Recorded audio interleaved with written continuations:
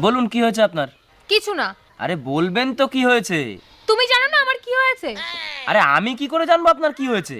আমাকেও জিজ্ঞাসা করো না আমার কি হয়েছে। আরে ম্যাডাম আমি ডাক্তার, আপনার স্বামী না। চিল্লাও, তুমিও চিল্লাও, আমিই তো খারাপ। আচ্ছা আচ্ছা ঠিক আছে, সরি, মন খারাপ করবেন না। আমার সাথে কথা বলবে না তুমি। আরে ম্যাডাম এত টাইম নেই আমার কাছে, এখনো পেশেন্ট বসে আছে, তাদেরকেও দেখতে হবে আমার। হ্যাঁ, আমার জন্য কেন টাইম হবে তোমার?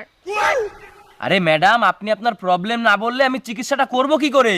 হ্যাঁ, আমারই তো প্রবলেম সব। আরে প্রবলেমটা তাহলে কি? হ্যাঁ, আমিই প্রবলেম। হ্যাঁ সেটা তো আমি দেখতেই পাচ্ছি। এই কি বললে? কিছু না। না না, আমিই তো প্রবলেম। যখন আমি মরে যাব না তখন তুমি আমার দাম বুঝতে পারবে। लेकिन ये साला कर क्या रहा है यहाँ पे? আরে পাগল টাগল হয়ে গেছেন নাকি? কি বলছেন আপনি?